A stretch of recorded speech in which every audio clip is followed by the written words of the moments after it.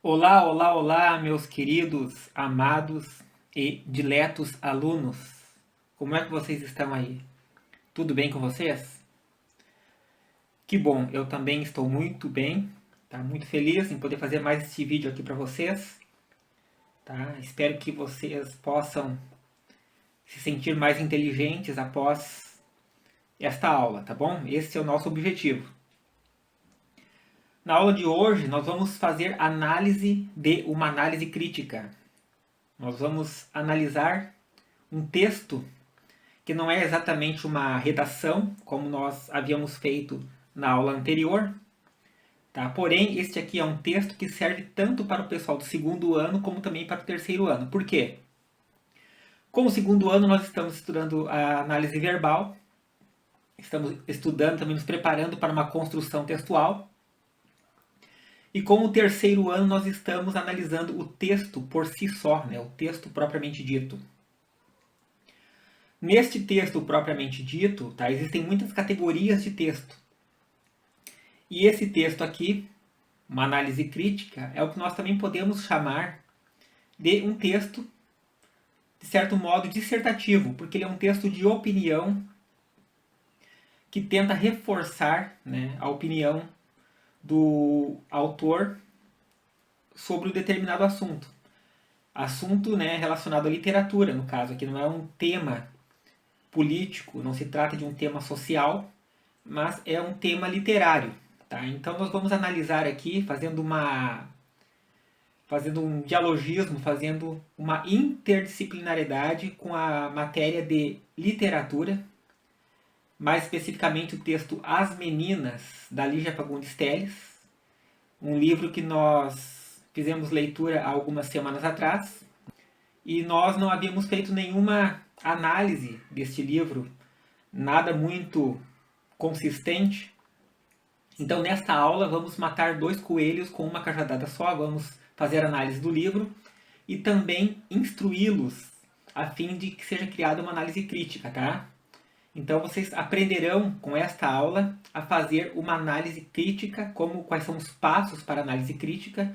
Nós já havíamos feito isso nos anos anteriores, aí, né, onde não havia pandemia. Nas aulas presenciais, nós fizemos muitas análises críticas. Eu passei todo passo a passo para vocês. E essa aula aqui eu pretendo reforçar ou relembrar vocês de como uma análise crítica é feita.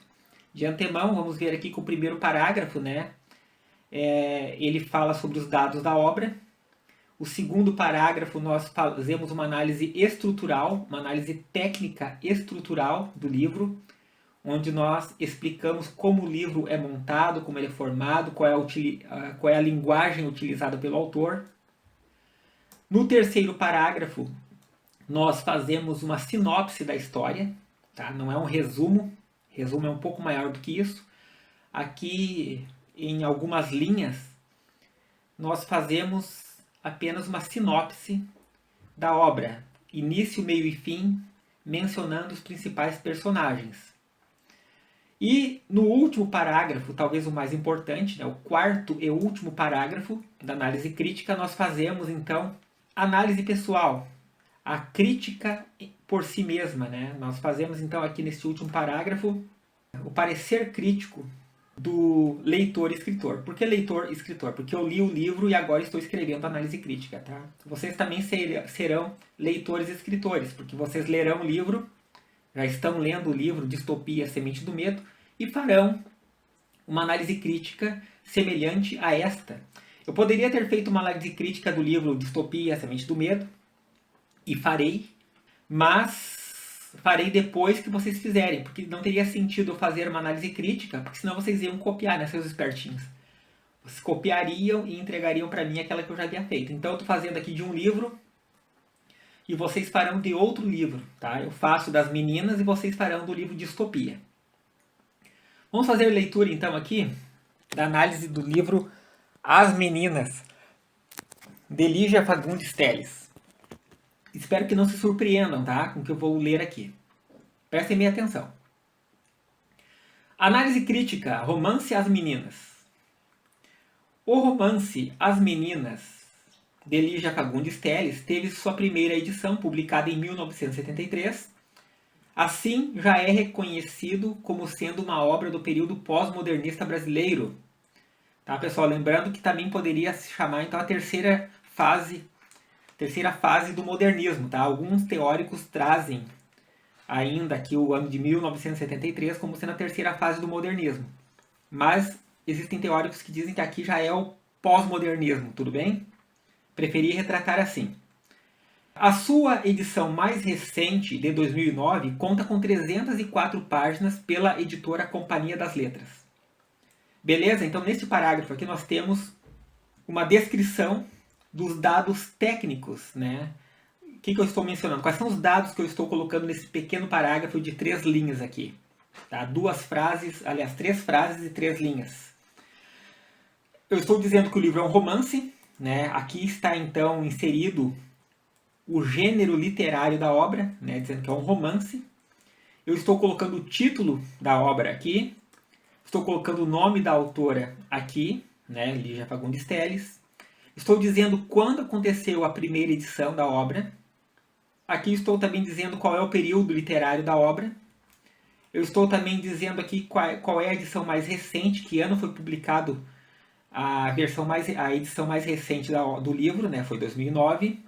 Estou dizendo o número de páginas aqui, ó, 304 páginas. E estou dizendo também qual é a editora que publicou o livro. Vocês viram? Em apenas 3 linhas eu consegui colocar todas essas informações. Beleza? Sem enrolation, gente, tá? É um texto simples que vocês devem fazer, sem enrolação, tá? Vocês têm que ser diretos. É como se um repórter estivesse falando. Esse texto aqui se assemelha muito àqueles textos jornalísticos, né, onde o repórter procura ser o mais sucinto possível, ou seja, condensar o maior número de informações em menos linhas. Por que se faz isso? Porque as linhas de um jornal são caras. Tá? O espaço em um jornal é muito caro, então tenta-se aproveitar o máximo de espaço possível, condensando as informações. Tudo bem? Vamos para o próximo parágrafo? Vamos lá então.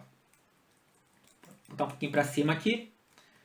A história está estruturada em 12 capítulos.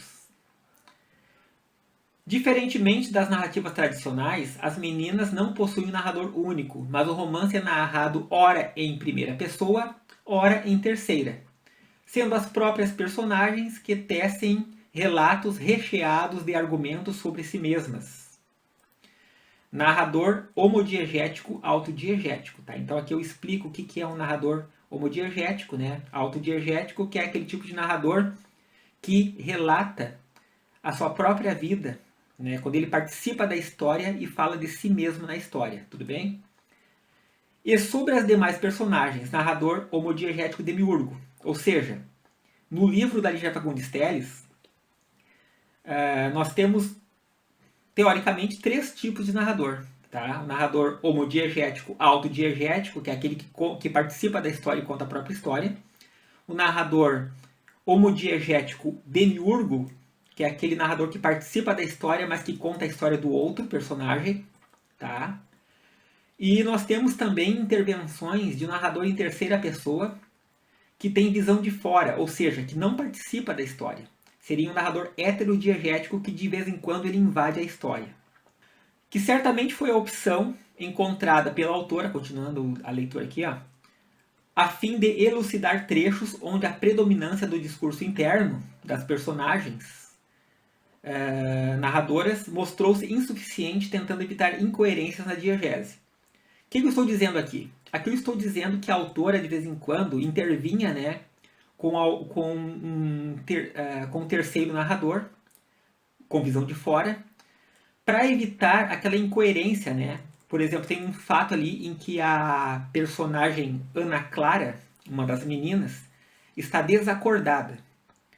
Né? E neste momento, óbvio, ela não poderia fazer a narração sobre si mesma naquele instante, uma vez que ela estava desacordada. Então, utilizou-se aqui a intervenção de um narrador heterodiegético em terceira pessoa com visão de fora. Tá? O livro é bastante confuso nesses trechos aqui. Eu não gostei muito desta técnica que a autora utilizou. Não Não sei nem se dá para chamar de técnica isso, eu achei uma enjambração que ela fez, né? Ela enjambrou ali um terceiro, uma voz em terceira pessoa para poder não deixar incoerente, tá? Tentando não deixar incoerente, mas tudo bem. Com relação à linguagem, percebe-se um exagero de expressões vulgares, palavreado chulo, banhado por um erotismo de inclinações pornográficas. Ponto. Flutuantemente, quase que numa espécie de metadiegese, a autora sublima críticas ao desastroso regime militar, que certamente contextualizou a criação deste romance nas décadas de 60 e 70. Aqui eu estou então apresentando o contexto da obra, tá, pessoal? Que a obra é contextualizada, né, num tempo psicológico onde há um dialogismo histórico com o período do militarismo no Brasil, décadas de 60 e 70. Tudo bem? Isso fica muito claro no livro. Tá? E foi também a época onde a autora escreveu, né, onde publicou o seu livro aqui nesse período, tá bom? Depois eu deixei algumas informações também, gente, aqui lembrando que esse parágrafo que eu acabei de ler é o parágrafo, tá, que fala da estrutura do livro, tá? Não conta a história do livro. Ele tem o objetivo apenas de falar de dados técnicos. Explicar aqui o que é metadiegese, né, que eu falei aqui, ó. Metadiegese é quando existe uma história dentro da história. Tá? Então, essa técnica aqui, a autora utiliza, né, a metadiegese para inserir trechos, né, ou narrativas de uma suposta carta que é lida por uma personagem, relacionando a algumas torturas ocorridas no período do regime militar. Ou uma tortura especificamente, né, o que é apresentado aqui como forma de metadiegese, ou uma história dentro da história principal. Uma história secundária dentro da história principal. Isso que é metadiegese. Beleza? Vamos então para o terceiro parágrafo, onde eu vou fazer aqui agora, nesse terceiro parágrafo, uma sinopse da história, tudo bem? Basicamente, o romance conta a história com E, tá, pessoal? História com E porque é uma história fictícia. Se fosse história com H, seria história real, tá? E história com H maiúsculo é a história que a disciplina, a ciência, né, estudada na escola, beleza? Então, de novo, a história com H maiúsculo, a ciência da história. História com H minúsculo, uma história verídica, real. E história literária, história ficcional, é história com E. Tudo bem? Vamos ler de novo aqui então. Basicamente, o romance conta a história de 3 jovens que residem no pensionato Nossa Senhora de Fátima, em São Paulo, enquanto estudam em uma universidade. O livro não menciona qual é a universidade, tá bom? Lorena, Lia e Ana Clara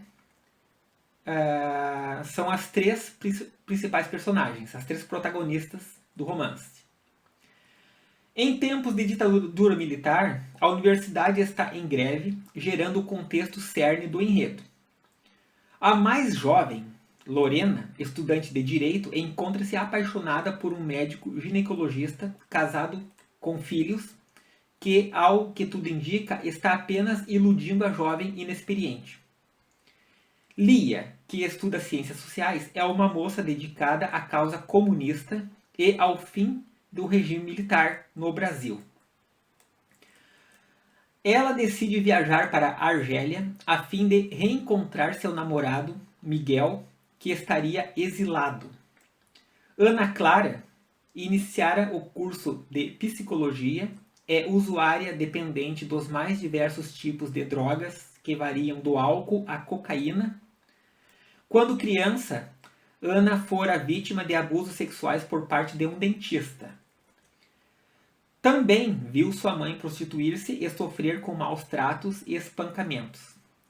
Decidida a mudar de vida, a jovem órfã planeja casar-se com um homem rico da cidade e, fazendo uso de seus direitos matrimoniais, subtrair metade dos bens para viver a tão sonhada felicidade ao lado de Max, seu namorado, que também é usuário de drogas. Em uma noite de nevoeiro, Ana Clara chega no pensionato com sinais de overdose. Lorena lhe acolhe com um banho quente e a deita em sua cama. Após alguns minutos, enquanto Lorena e Lia conversavam em outro cômodo, Ana Clara morre.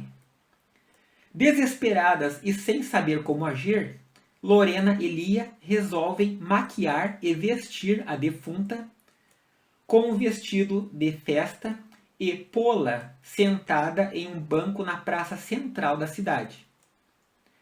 Nesta mesma madrugada, após consumada esta decisão inusitada, as duas amigas seguem suas vidas.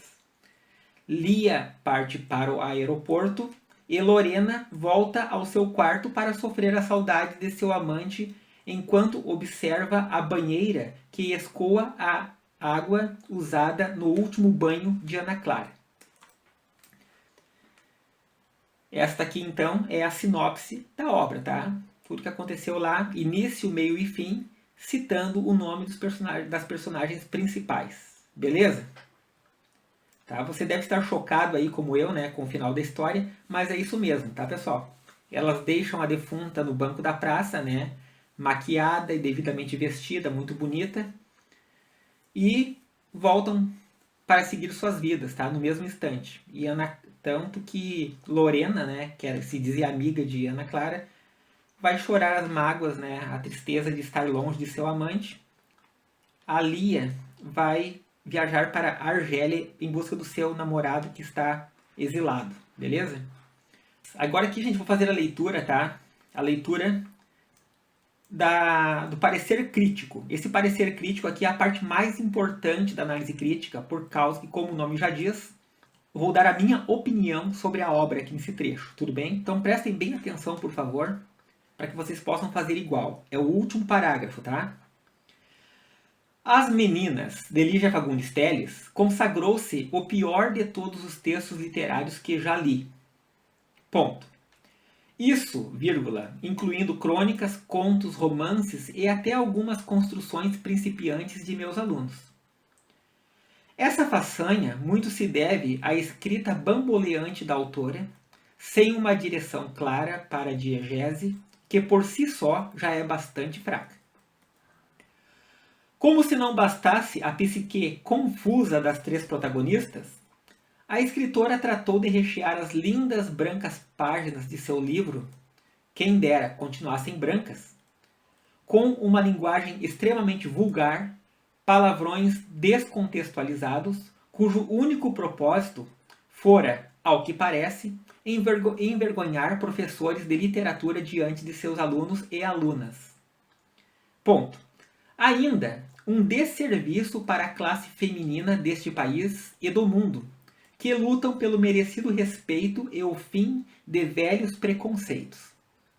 Imagino como se sentem os feministas ao ler um livro que reduz as mulheres ao sexo promíscuo, drogas, prostituição, ideologias comunistas e às muitas atitudes inconsequentes narradas nesse péssimo enredo. Ponto. A partir disso, é inevitável a comparação com a preconceituosa corrente naturalista do final do século XIX, onde o instinto natural do ser protagoniza como regente absoluto das escolhas humanas. É realmente vergonhoso que tal aberração literária componha a tradicional lista de leitura da URGS, Vestibular 2021. Não fico menos perplexo ao imaginar como serão as questões que lhe farão referência. Por fim, peço desculpas aos meus alunos, a mim e à literatura. Beleza, pessoal? Então esse aqui é o meu parecer crítico, tá bom? Sincero, tá? Eu não fiz rodeio aqui, não quis enfeitar para vocês. Estou falando isso porque eu achei isso mesmo, tá bom? Espero que tenham gostado, espero que tenham aprendido. Lembrando que criticar uma obra, gente, criticar uma obra literária não é falar mal. Criticar é falar bem também. Qualquer análise é válida, desde que tu tenha substância para fazê-lo.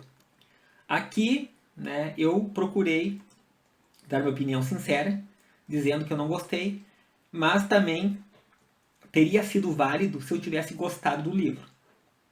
Tá? Então, criticar serve para gostar ou para não gostar, mas tem que sempre dizer o porquê das coisas. Beleza, pessoal? Ficamos por aqui então. Abração a todos. Tá? Deixe nos comentários se tu gostou, se tu não gostou, se tu concorda, se não concorda. Tá? Lembrando que nesta semana, na sexta-feira, às 8 horas da noite, nós teremos a nossa live, a nossa aula online, onde discutiremos o fantástico livro Distopia, Semente do Medo. Tchau para todos, abração!